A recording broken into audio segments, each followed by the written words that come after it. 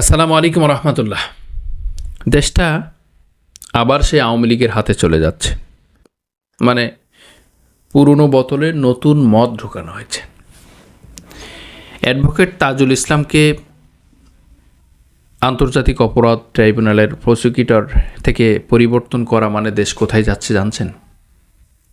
উপলব্ধি করতে পারছেন, দেখতে পারছেন, বুঝতে পারছেন? এটা আপনি কি মনে করেন?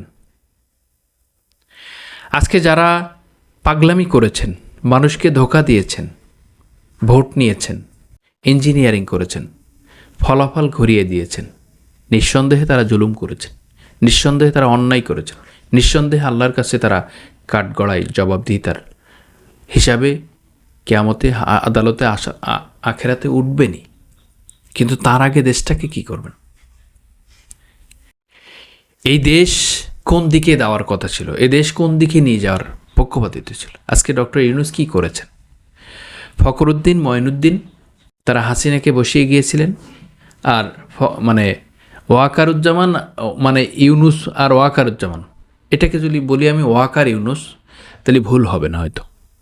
এই ওয়াকার ইউনূস আজকে বিএনপিকে, তারেক রহমানকে বসিয়েছেন। খুবই ভালো কথা, বসিয়েছেন, কোনো সন্দেহ নাই, কোনো সমস্যা নেই।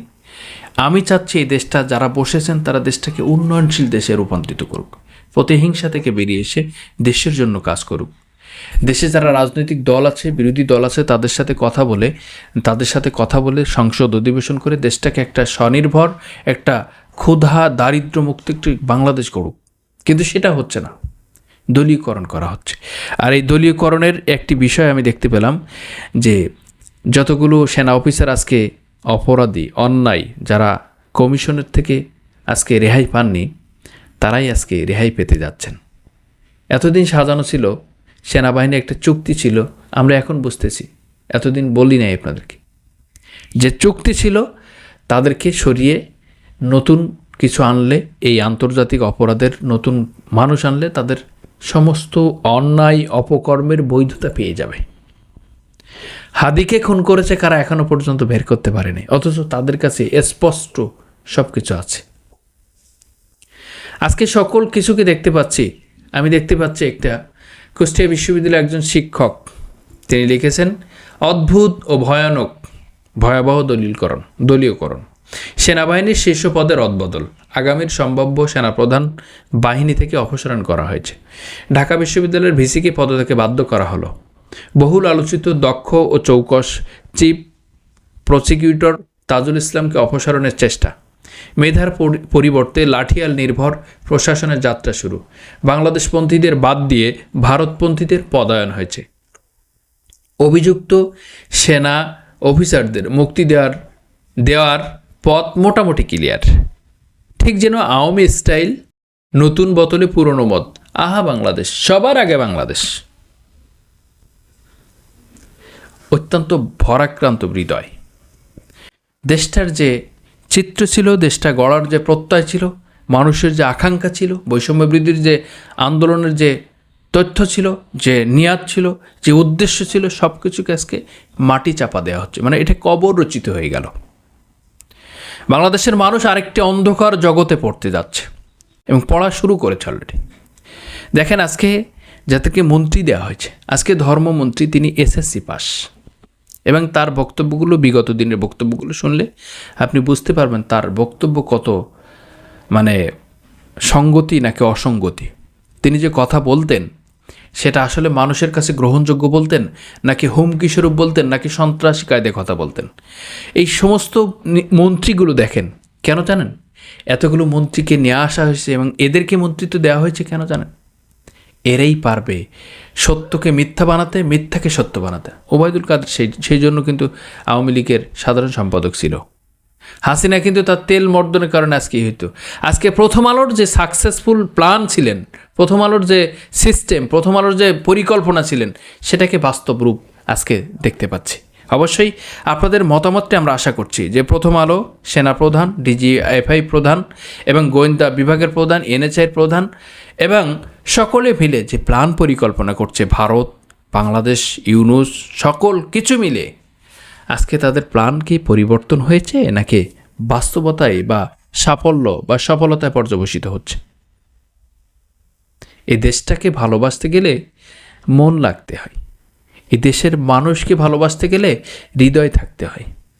এই দেশের মাটিকে উন্নয়ন করতে শুধু একটি নিয়াতের পরিবর্তন করলে হয়ে যায়। এই দেশটা 1971 সাল থেকে আজ পর্যন্ত 56 বছর পদার্পণ করেছে। এই দেশের মাটি, এ দেশের মানুষ অন্যায়, অপকর্ম, দুর্নীতির কারণে এ দেশ ডেভেলপ করতে পারেনি। এখনও পর্যন্ত আমরা দেশের মাটি থেকে যে অন্য দেশে কর্ম করতে হয়, অন্য দেশে কামলা দিতে হয়, অন্য দেশে মৃত্যুবরণ করতে হয় কাজের জন্য। দুঃখজনক ব্যাপার। এদেশের মানুষ কি পালো, কি পাচ্ছে, কি পেল এবং কি পাওয়ার কথা ছিল। আজকে 24 পরবর্তী আন্দোলনের বাংলাদেশের, নতুন বাংলাদেশে কি আশা ছিল, কি হচ্ছে এবং কি হবে বাংলাদেশের, বুঝতে পারছেন? এখন তো বাক স্বাধীনতাই থাকবে না যতক্ষণ পর্যন্ত একটি সরকার, একটি গঠনমূলক বিরোধী দল যারা থাকবে, তাদের যতক্ষণ পর্যন্ত সমালোচনা সহ্য করার ক্ষমতা না থাকবে, সমালোচনা সইবার ক্ষমতা না থাকবে, ততক্ষণ পর্যন্ত দেশ ভালোর দিকে যাবে না। কারণ আপনাকে সহ্য করতে হবে, আপনার ভুলগুলো পরিবর্তন করতে হবে, আপনার ভুলগুলো শুদ্ধিতে আনতে হবে। এই আত্মশুদ্ধি, পরিশুদ্ধির দিক থেকে যদি বাংলাদেশ গঠন করা হয়, আগামীর বাংলাদেশ একটি স্বনির্ভর, সুন্দর, ক্ষুধামুক্ত, দারিদ্র্যমুক্ত একটা বাংলাদেশ গড়ে। এই দেশটাকে সিঙ্গাপুর করা সম্ভব। এদেশের শস্য শ্যামল, একটা সবুজ বনায়ন, একটা সুন্দর একটা মাটি, যেটা দিয়ে বাংলাদেশের crore crore, billion million dollar আয় করা, উপার্জন করা সম্ভব। প্ল্যান, পরিকল্পনার কারণে আজকে আমাদের সব কিছু ভেস্তে যাচ্ছে। আজকে যে দুর্নীতি দমন কমিশনের যে অফিসারটা যে কথা বলেছিলেন, সে অফিসারের কথা এখনও মনে পড়ে, যে এদেরকে ভোট দিবেন, ওদেরকে ভোট দিবেন, এরা দুর্নীতিবাজ, এদেরকে কেন দিবেন, ওদেরকে কেন ক্ষমতায় আনবেন? আরে ক্ষমতায় তো আপনারাই আনছেন ভাই। এই দেশের আমলা, প্রশাসন, পুলিশ, সেনাবাহিনী সকলে মিলে তাদেরকে ক্ষমতা বসিয়েছে। কেন বসিয়েছে? অন্যায়, অপকর্ম, জুলুম, অত্যাচারকে বৈধতা দেওয়ার জন্য। আর যদি অন্য পক্ষে বা মুসলিম পক্ষ বা জামাত ইসলামী যদি ক্ষমতা আসতো, তাহলে অন্যায়, অপকর্মের বিরুদ্ধে 0 টলারেন্স থাকতো। সেই কারণেই তো তাদেরকে আনা হয়েছে, এবং এই আনার মূল কারিগর হচ্ছে সেনাপ্রধান। সেনাপ্রধানের মৌলিক বিষয়, এবং সেনাপ্রধান, বিমান বাহিনী প্রধান, ডিজিএফআই প্রধান, এনএসআই প্রধান সকলে মিলে এই কাজটা করেছে।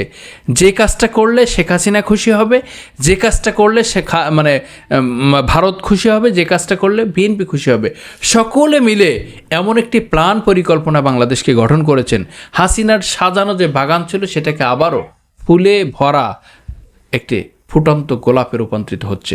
আপনাদের সকলের সুস্বাস্থ্য কামনা করছি। ছোট্ট ভিডিও থেকে দেখা হবে আগামী বাংলাদেশ, দেখাবে আগামী ভিডিওতে। সে পর্যন্ত ভালো থাকুন, শুভেচ্ছা নিয়ন্ত্রণ। ইনকিলাব জিন্দাবাদ।